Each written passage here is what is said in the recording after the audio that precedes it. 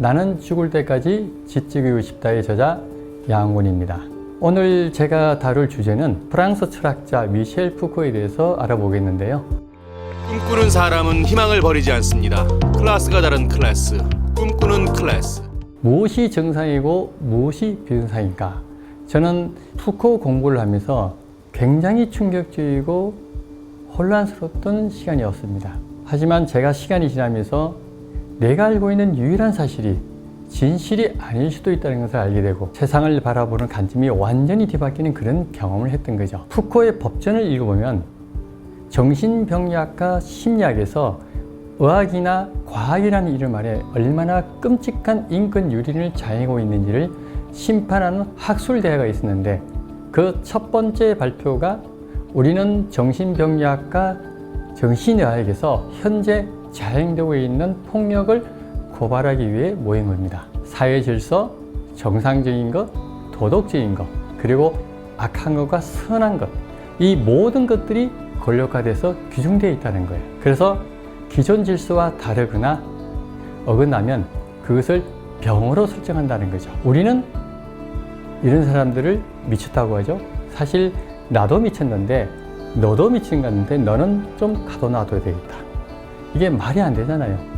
이게 칸트나 데카르트의 폭력성이라는 거예요. 내가 생각하는 보편적인 틀이 인간 자체의 본성에 입각한 있는 그대로의 질서고 이 질서와 다르게 생각하는 사람들은 진리에 어긋나기 때문에 너 의사에 반해서 내가 뜯어고쳐 준다는 거예요. 그래서 우리 모두가 칸트고 우리 모두가 데카르트예요. 그렇게 생각하지 않는 사람 아무도 없어요. 나와 생각이 다를 때 화가 안 나는 경우가 거의 없고 또 제가 이렇게 말했을 때 여러분들이 질문하는 것 자체가 불편할 수도 있어요. 근데 제 신기가 불편한 것은 제 사정이잖아요. 그래서 질문을 싫어하는 사람이 독재자고 이의제기가 불편한 사람들이 권력자라는 겁니다. 철학은 정상과 비정상의 위험한 경계를 타지 않으면 그건 철학을 한 게 아니고 니체가 말하는 교양 속물이라는 겁니다. 여기서 말하는 교양 속물은 지적 허영심만 가득 채운 사람들을 가리키는 거죠. 책은 많이 읽고 지식은 많이 쌓아놨는데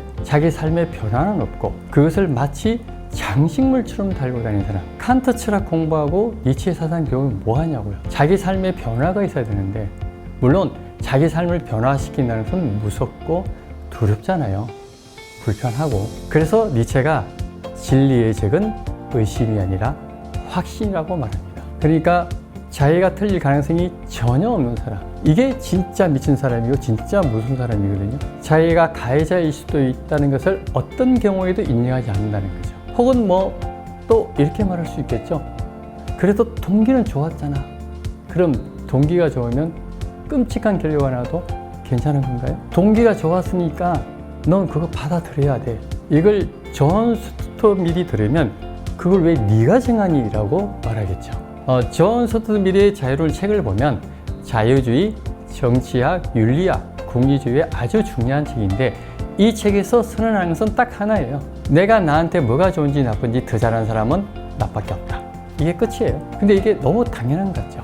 푸코가 말하는 공간의 배치도 그래요. 예를 들어 학교나 군대나 회사는 예외 없이 모든 것이 한눈에 볼 수 있도록 배치되어 있거든요. 시간도 컨트롤하고 공간도 컨트롤하고 만약 규정을 어기면 그 사람은 지키지 못하기 때문에 비정상으로 설정된다는 거죠. 무엇이 정상이고 무엇이 비정상인가, 어떤 게 마땅히 이래도 되고 안 그래도 되는가를 정하는 것보다 그 이상의 정치적인 행위는 없다. 이 세계는 어떻게 흘러가고 본질이 뭔지 사실 답이 없잖아요. 그런데 사람들은 하나의 해석을 모두 올바른 해석이자 진실한 해석이라고 설정해 놓고 나머지 해석들은 다 진실하지 못하고 올바르지 못하다는 거예요. 한마디로 이게 질서고 이게 무질서라고 임의로 설정한다는 거죠. 그럼 건강은 질서 잡힌 균형이고 병은 무질서일까요? 아니면 건강과 병은 둘 다 질서고 무질서란 없는 걸까요? 일단 병은 질서일까요? 무질서일까요? 과학교의 역사를 쓴 미셸 푸코의 말에 의하면 도덕적인 무질서와 나태가 정신병을 낳았다. 과학교의 규정이라고는 정신의학적 규정은 그 시대 통치 이데올리기며 기존 질서를 파괴하는 자들은 정신병으로 설정되었다 라고 합니다. 이게 굉장히 복잡한 건데요. 18세기에는 질병을 무질서로 가정해 놓고 의사가 질서를 잡아준다는 거예요. 그럼 감기는 이 우주의 질서나 자연의 질서에 어긋나는 걸까요? 죽음은 자연에 어긋나는 걸까? 병은 자연에 어긋나는 걸까? 이거 한번 생각해 봐야 될 문제잖아요. 푸코의 세계는 분명히 이렇게 돼 있어요. 사람들이 말하는 질서와 정상은 무한히 다양한 방식의 해석 중에 하나인데 왜 그 해석만이 정상이자 질서라고 생각하는가? 그것이 지배적 정상, 지배적 질서이기 때문이라는 거죠. 즉 오늘날 지배적인 정상과 질서가 아닌 것은 무질서이자 비정상으로 설정한다는 거죠. 그래서 푸코의 세계는 비정상이 없어요. 그저 정상이 비정상과 무질서로 딱지 붙였을 뿐이에요. 그러니까 여러분들은 다 정상이에요. 손가락이 5개인 사람도 정상, 4개인 사람도 정상. 여러분은 무엇인가의 결여가 아닌 완전한 정상. 그리고 이 지배적 질서에 대항하는 행위는 무질서가 아닌 완전히 새로운 질서죠. 질서들의 투쟁, 합리성들의 투쟁 아닌가요? 이 그림은 바로크 미술의 거장인 루벤스가 실화를 바탕으로 그린 시몬과 페로라는 작품입니다. 이 그림은 현재 네덜란드 암스테르담에 있는 국립미술관 입구에 걸려 있는데 이 그림을 처음 본 사람들은 매우 황당해합니다. 어떤 놈이 딸 같은 여자와 부적절한 애정 행각을 한 그림이라고 매우 불쾌하게 생각하죠. 하지만 이 그림의 의미를 알고 나면 누구나 숙연해집니다.